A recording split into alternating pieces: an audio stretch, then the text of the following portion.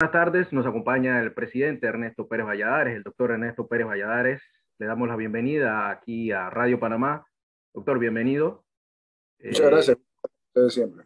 Gracias por compartir con nosotros y queríamos analizar diferentes temas de interés nacional. Sobre todo, vamos a iniciar con el PRD, el colectivo al que usted pertenece durante muchos años.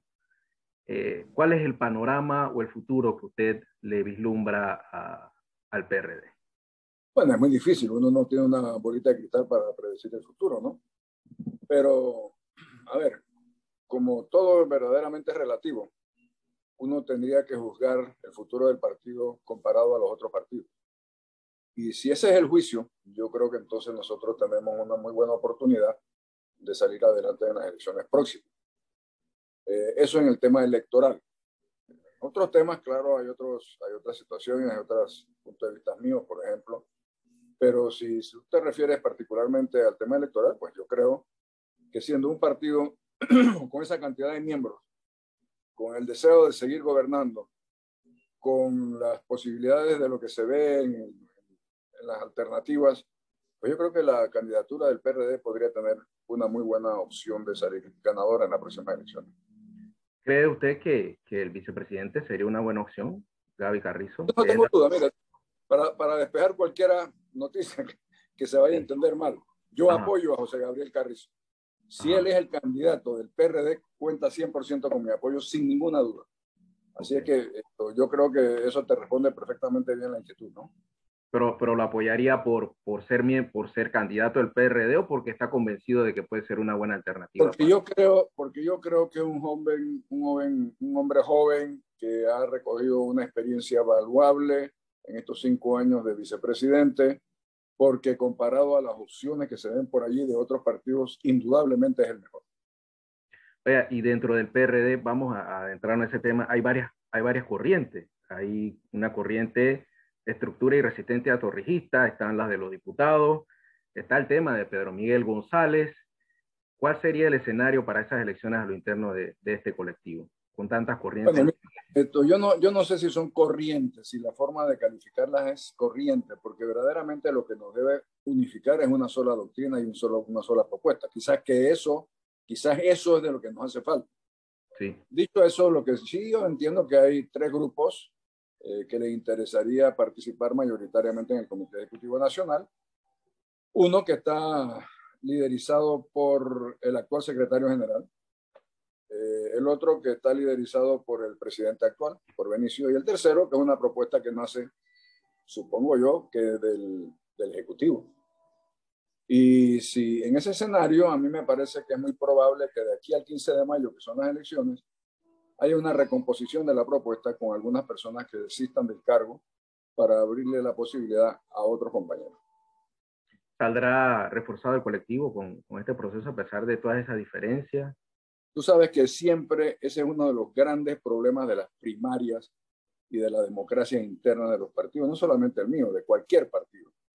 Es que siempre a veces se dice más de lo que se debe, a veces en el calor de las discusiones se usan palabras que no se deben usar, se tienen expresiones que son hirientes, y al final del día es a veces muy difícil subsanar esa situación. En el caso del partido va a depender muchísimo de lo que pase en los próximos días. Y yo pienso que si hay la altura para poder competir sin insultos y sin descalificaciones, yo creo que el partido puede salir unido después del 15 de mayo.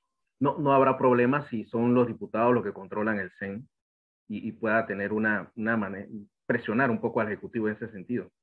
Bueno, mire, usted sabe que yo históricamente he dicho que no estoy de acuerdo con que sean los diputados ni de mi partido ni de ningún otro partido los que tengan el manejo político de los partidos. Dicho eso, no es menos cierto que todos los diputados, de una forma u otra, están metidos en las decisiones políticas al más alto nivel en todos los partidos.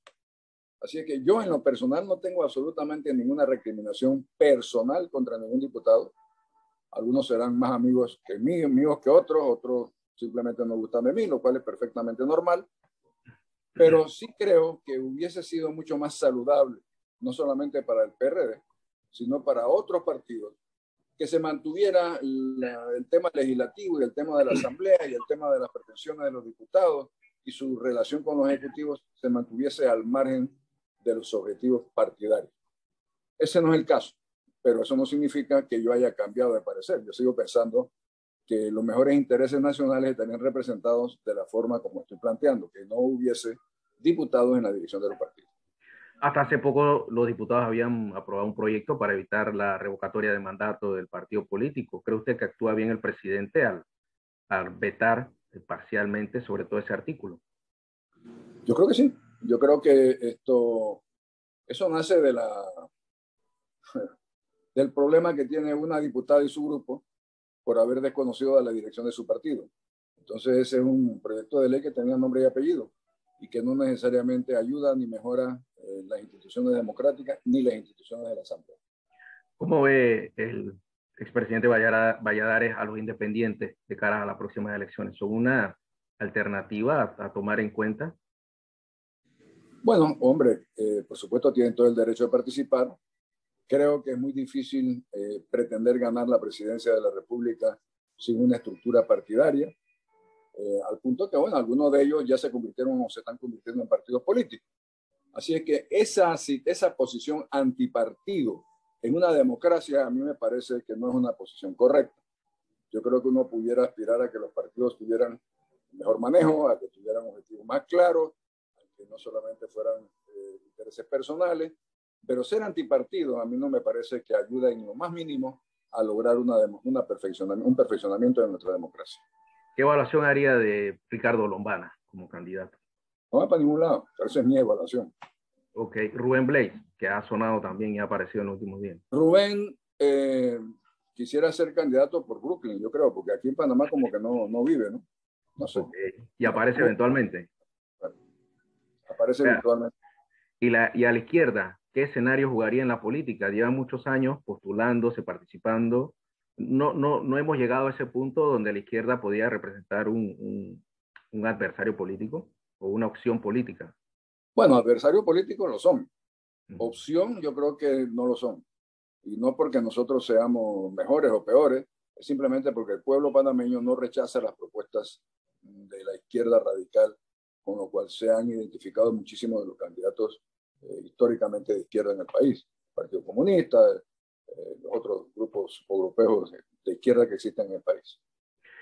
¿Cree usted también que de postularse el expresidente Martinelli ganaría las elecciones? No creo.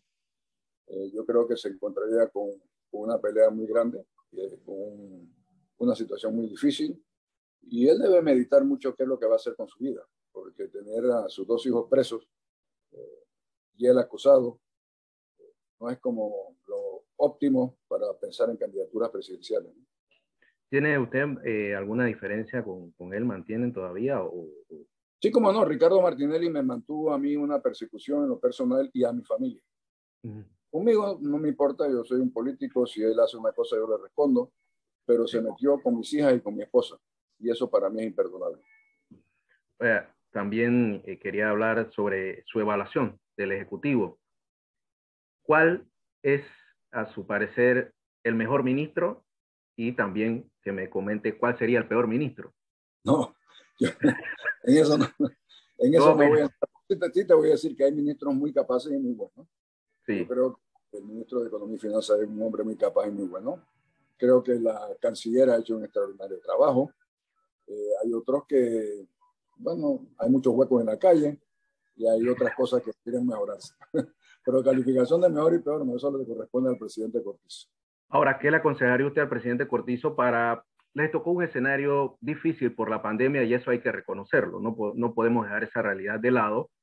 ¿Qué tendría que hacer ese órgano ejecutivo, ese gabinete para dinamizar en lo que le queda de gobierno y que puedan ser una opción o hagan el trabajo que no se les pudo hacer durante los 2 primeros años? Bueno, mira, el problema de la pandemia es que era un mal desconocido. O sea, cuando nos atacó no sabíamos ni por dónde venía el asunto, ni qué se podía hacer, ni qué eso debía hacer. Se pensaron en remedios que no dieron resultado. Se fue a unos cierres que afectó enormemente el desenvolvimiento nacional. Ahora, no es que la pandemia se haya ido, pero ya tenemos la experiencia de cómo manejarnos con esa pandemia. Y yo creo que el presidente está haciendo lo imposible por reactivar la economía nacional, por crear mecanismos de generación de empleo, por empezar a dar soluciones a muchas de las cosas que siguen siendo necesidad prioritaria en el país. Claro, como todos los gobiernos, tiene límites, es decir, el presidente no tiene unas finanzas públicas ilimitadas, al contrario, son bien limitadas, y en consecuencia tienen que ser muy bien manejadas para poder dar respuesta en las cosas más esenciales y más necesitadas de la ciudadanía. Yo creo que lo está haciendo así. Pero hay una acción en concreta que se puede hacer para dinamizar en este momento la economía y nos enfrentamos a un aumento del combustible. Sí, pero el aumento del combustible no lo podemos hacer absolutamente nada. Es decir, el aumento del combustible es un tema, como tú sabes, internacional por la relación que hay entre Rusia y Ucrania, por la guerra esta de la invasión de los rusos a Ucrania. Yo creo que el presidente está haciendo lo que puede hacer desde el punto de vista de inversión pública y está haciendo lo posible. Hombre, una de las giras de la canciller fue casualmente de eso, para tratar de invitar e incentivar inversión privada extranjera en el país. Pero más de eso ya corresponde a los particulares tomar sus decisiones de invertir o no invertir. ¿Qué ocurrió con Minera Panamá que no ocurrió con el contrato con Panama Ports? ¿Por qué si se da una mejor negociación con uno y con otro no? Esta es una pregunta que yo mismo me hago. No lo sé. No lo sé porque la excusa que se dio para renovar el contrato de Panama Ports es que había una cláusula que decía que se renovaba automáticamente el contrato. Pero claro, esa cláusula y esa renovación se refería al contrato original, al que suscribieron ellos durante mi administración, sí, no al contrato modificado posteriormente por la administración que me siguió y por la siguiente. Si ese contrato de hoy no es el contrato que se debió haber renovado automáticamente. Y como no ha habido una explicación mejor, uno empieza a especular con cosas que no quisiera. Yo creo que es lo que se maneja en la calle, pero como no me consta, no puedo decir. ¿Qué ocurrió con la Autoridad de los Servicios Públicos? ¿Ha quedado debilitada? Eso se creó durante su administración cuando se creó con otro concepto. Sí, claro, pero ahora es muy débil. Eso se modificó desafortunadamente en la administración siguiente. Se modificó y se quitaron las 3 personas que eran los que tenían el conocimiento de electricidad, de agua y de telefonía. Y se puso una persona que no tenía mayor conocimiento y luego se tomaron acciones administrativas que dieron al traste con esa autoridad de los servicios públicos. Ahora mismo es inoperante. Ahora mismo eso no sirve. Ahora mismo hay que revisar totalmente y regresar a los puntos de poder y de sanción que tenía el original creado por nosotros. Mire, en diciembre del 99 se incumplió una meta de calidad por parte de Cable & Wireless y estaba estipulada una multa de $10 millones por incumplir la meta de calidad. Por alguna razón se les perdonó y eso creó un ambiente de que todo se puede arreglar sin necesariamente cumplir con lo estipulado en la relación con la entidad de los bienes, de esos bienes, de la SEP. Yo creo que eso no sirve para nada ahora mismo, para nada. Todos los días hay cortes de electricidad, todos los días hay mal servicio de telefonía celular.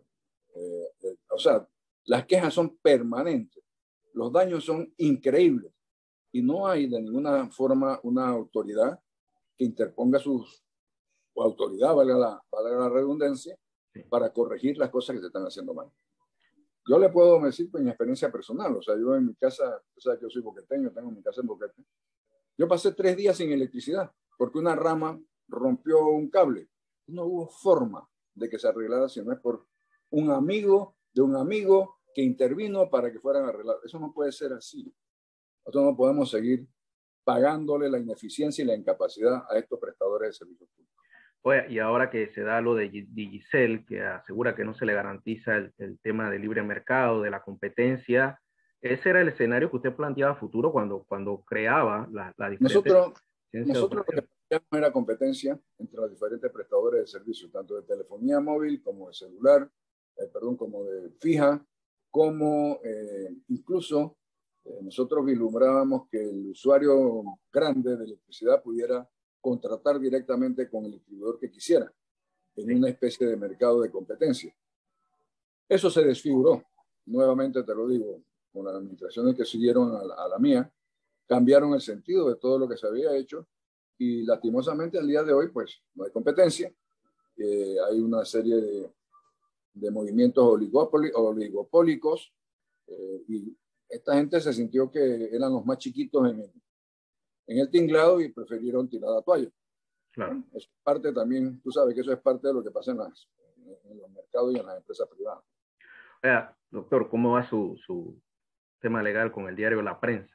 Ellos han hecho una serie de, bueno, han buscado apoyo internacional, nacional, y se habla de un ataque a la libertad de expresión.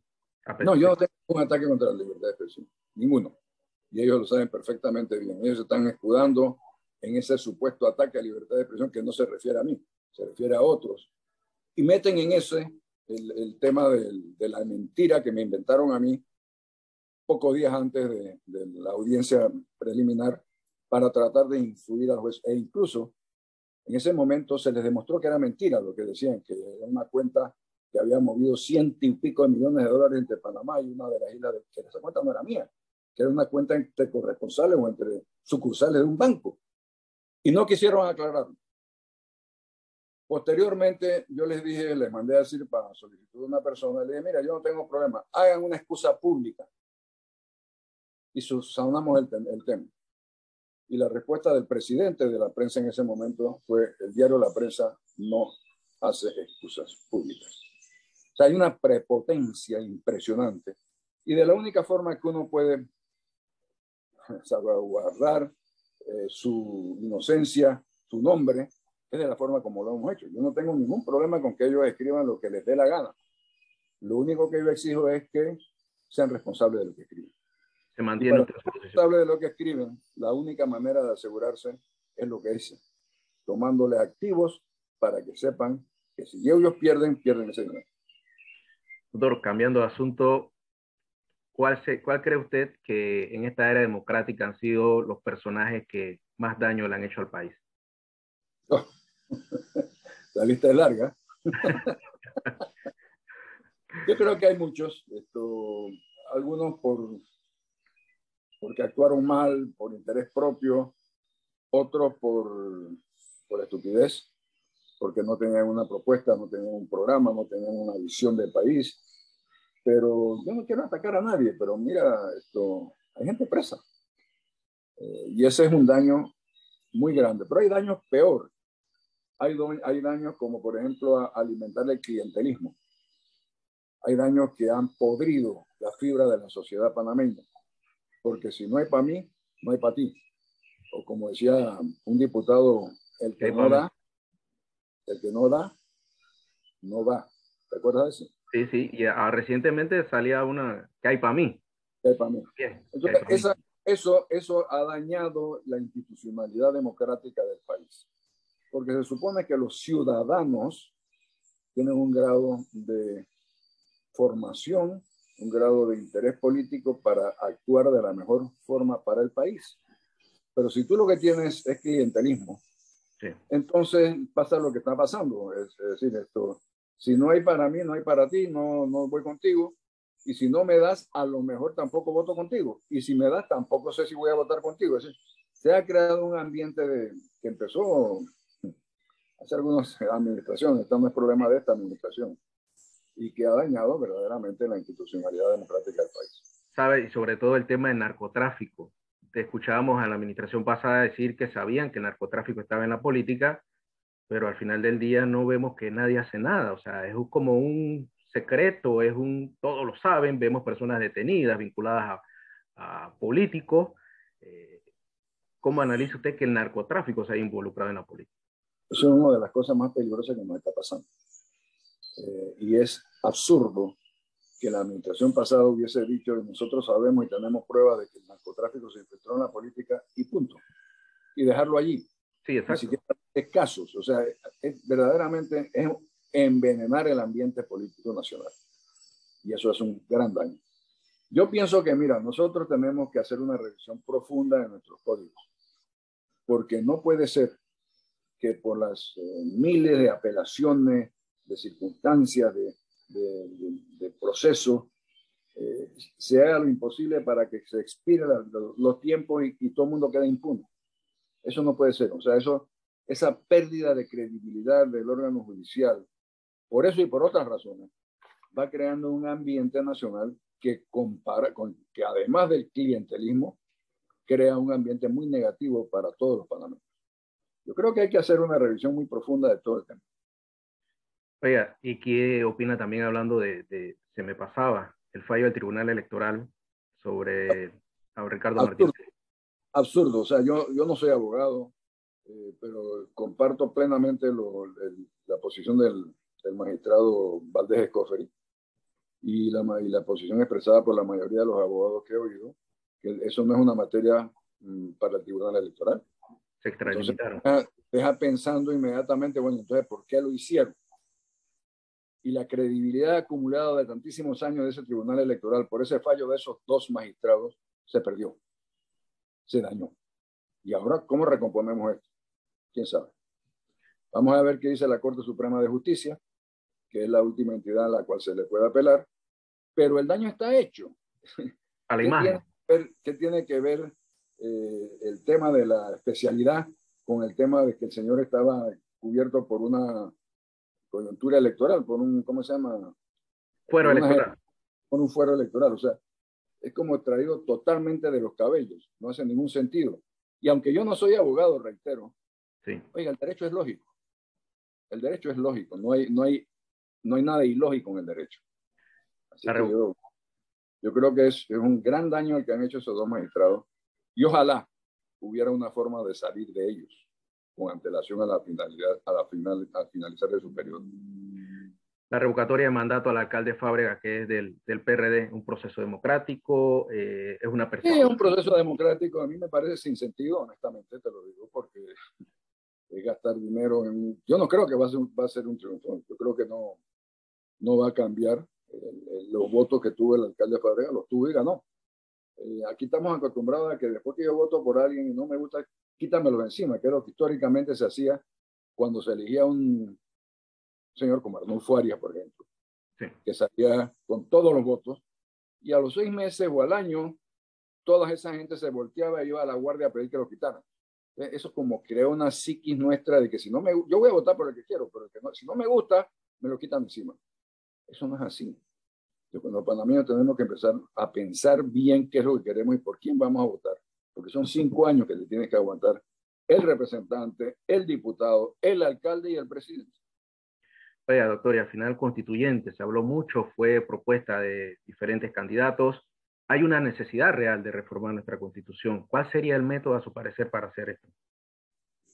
A mí me parece que lo que se hizo fue una payasada, verdaderamente, y una pérdida de tiempo.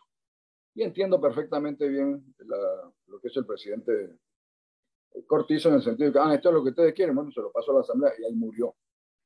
Yo pienso que si queremos una reforma constitucional, no debiéramos estar hablando de una nueva constitución, debiéramos buscar los puntos de reforma que son absolutamente necesarios. Y yo propongo, y siempre he propuesto de hace mucho tiempo, 3 reformas fundamentales. Uno, quitarle un poco de poder al Ejecutivo, y hay diferentes formas de quitarle un poco de poder al Ejecutivo. 2, meterte en el tema de la forma como se eligen y el término de los magistrados de la Corte Suprema de Justicia.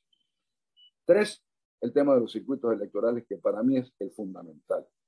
Mientras nosotros tengamos el circuito electoral con una estructura de representantes de corregimiento que se convierten en los peones del candidato a diputado o del diputado, nosotros no importa quién corra, no importa quién pongas allí, la situación va a ser exactamente la misma. Entonces tú tienes que cambiar esa institucionalidad. Tú tienes que buscar la forma de remover la elección de diputados del clientelismo que permea la sociedad. No es ni culpa de ellos, es que es así, o sea, la sociedad se volvió clientelar, ¿sí? Y eso se podría hacer perfectamente bien nombrando una comisión integrada por ejemplo, los decanos de las facultades de Derecho, 4 o 5 abogados constitucionalistas, y que presenten un proyecto al Ejecutivo de reforma en esos 3 campos. No aspiremos a más, porque lo demás enreda todo el sistema. Y ver si es posible lograr un acuerdo para que esas 3 reformas se puedan hacer, que sería un avance significativo en la democracia panameña.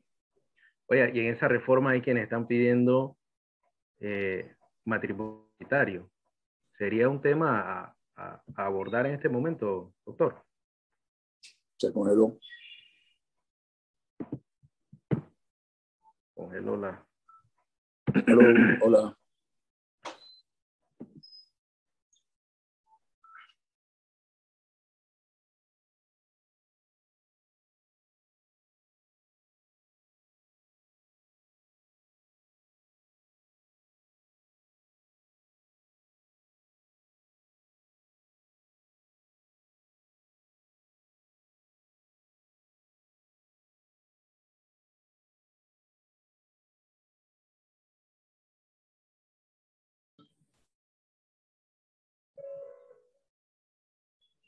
Listo, Hola. doctor, regresamos.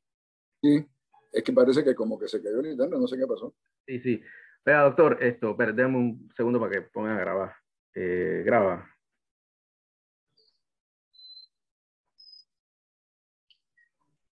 Un segundito. Un segundito. Ok, doctor. Y en esa reforma constitucional hay quienes plantean el tema del matrimonio igualitario. ¿Sería el momento para debatir eso? Yo creo que todo ciudadano tiene el derecho de escoger el compañero de vida que quiera o la compañera de vida que quiera. Yo con lo que no estoy de acuerdo es que le hagamos una especie de matrimonio con lo que eso significa históricamente para los panameños. Yo creo que lo que debe haber es una ley que permita la unión civil de personas del mismo sexo y que les permita tener, compartir y dar en herencia. Eso no lo debemos llamar matrimonio, porque el matrimonio para el panameño es entre heterosexuales, no entre personas del mismo sexo. Pero sí entiendo que haya una necesidad de adecuar nuestra legislación para que personas que deciden compartir su vida con otra persona de su propio sexo tengan la posibilidad de tener bienes en común, tengan la posibilidad de poder heredar sus bienes en común, es decir, que tengan todos los derechos civiles que se tienen en un matrimonio. Bueno, doctor, y ya casi finalizando, internacional y nacional, ¿qué piensa usted de lo que ocurre con Rusia y Ucrania y el papel que debe jugar Panamá en este escenario?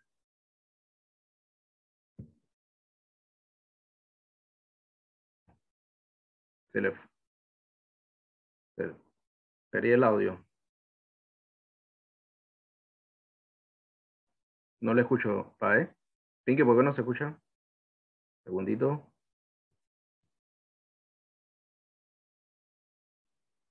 No, fue el audio. Dame un segundito. Cuando baja la velocidad. Hola. Ahora sí lo escucho. Sí, doctor, ¿qué papel debe jugar Panamá en esa Yo te área? decía que el papel de Panamá está muy condicionado, por supuesto, por nuestro tratado de neutralidad y nuestros intereses. A nosotros nos interesa que el canal de Panamá sea un tránsito libre para toda la nación. Dicho eso, tú no puedes menos que calificar de una verdadera salvajada lo que ha hecho Rusia en Ucrania. No tiene otro nombre. Es un crimen de lesa humanidad de estar atacando hospitales, de estar atacando escuelas, de tener a la población civil ahí, como de rehenes. Es una locura lo que ha pasado y creo que la comunidad internacional tiene que poner las sanciones necesarias, primero para acabar esa matanza y segundo para que se pague altamente, un precio muy alto por esa agresión tan bárbara. Muchas gracias, presidente, por compartir con nosotros este análisis, sobre todo pues de lo que está ocurriendo en Panamá, del tema político y también de la economía y bueno, darnos ese pantallazo también de la posición que debe jugar nuestro país. Muchas gracias, doctora. Y Que tengan buenas tardes. buenas tardes. Hasta luego.